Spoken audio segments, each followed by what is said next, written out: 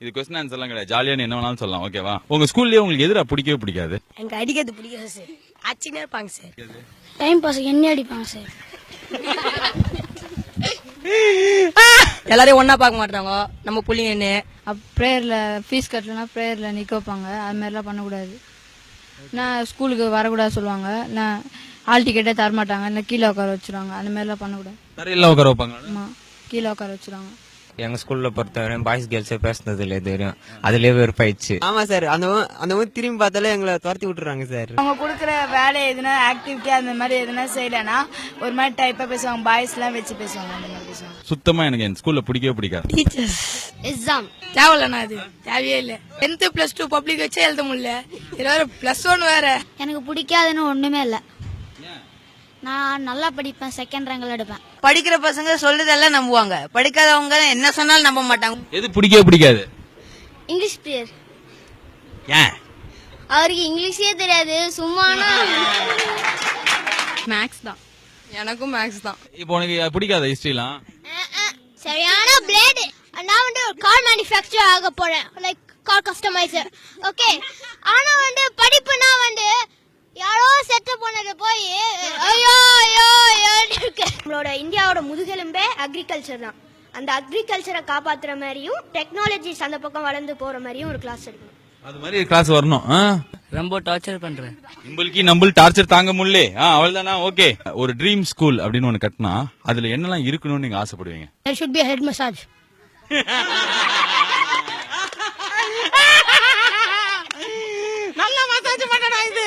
Homework கொடுக்க கூடாது. ஹோம்ஒர்க்கே கொடுக்க கூடாது. அதான் ஸ்கூலுக்கு வரணும்ல, அப்புறம் என்ன ஹோம்ஒர்க் அப்படி கேக்குறேன்? கஷ்டப்படுறவங்க எல்லாம் ஃப்ரீயா படிக்க வைப்பேன் ஸ்கூல்ல. அப்பா கொள்ளை அடிக்காதீங்கடா அப்படின்ற நீங்க.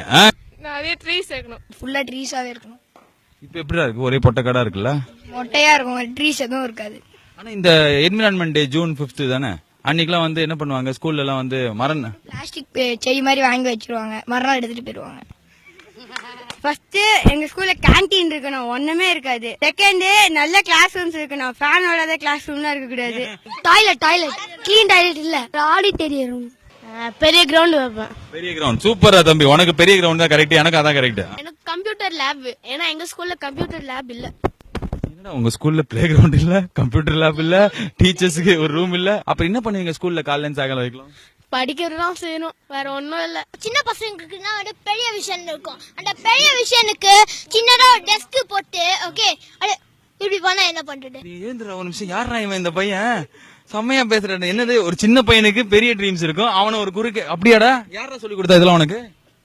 ஏன் மூல இவ்வளவு நேரம் இந்த குழந்தைங்க பேசின விஷயங்கள்ல நிறைய சில்லியா இருந்திருக்கலாம், நடத்தவே முடியாத விஷயமா இருந்திருக்கும். அண்ட் சிலதெல்லாம் வந்து எனக்கு ரொம்ப ஷாக்கிங்கா இருந்தது, யோசிக்க வைக்கிற மாதிரி இருந்தது. ஆனா இது எல்லாத்தையும் தாண்டி ஒரே ஒரு விஷயம் தான், ஒரு குழந்தை தான் படிக்கிற ஸ்கூல் கிட்ட இருந்து அவ்வளவு விஷயம் எதிர்பார்க்குது.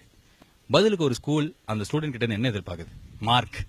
ஃபீஸை மறந்துட்டேன்றாதீங்க ஆண்டி. அந்த மார்க் எடுக்க வைக்கிறதுக்காக ஸ்கூல் உங்ககிட்ட வாங்குறது அந்த ஃபீஸ். ஆனா இதுக்கு ஸ்கூல் மட்டும் தான் காரணமா அப்படின்னா கண்டிப்பா கிடையாது. பேரண்ட்ஸ், சிஸ்டம், நம்ம எல்லாரும் தான் காரணம். அந்த ஒரே ஒரு எதிர்பார்ப்பு மார்க் அப்படின்றத ஃபுல்ஃபில் பண்றதுக்கு ஒவ்வொரு குழந்தையோட இத்தனை எக்ஸ்பெக்டேஷனும் அப்படியே நாசமா போயிடுது. அதனால என்ன அப்படின்னா, ஒரு குழந்தை கான்பிடன்ட் இல்லாம, ஜெனரல் நாலேஜ் இல்லாம, எதுவுமே பெருசா தெரியாம, கம்யூனிகேஷன் ஸ்கில் கம்மியா, மார்க் ஒண்டி நிறைய எடுத்துட்டு வெளில வருது.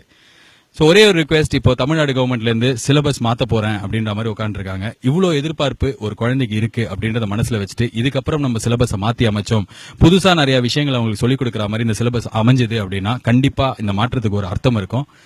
அவ்வளவுதான் இந்த வீடியோ, வேற எதுவும் கிடையாது. குழந்தை நிறைய எதிர்பார்க்குது aunty. Let's not kill a child's expectation because we need marks. Thank you.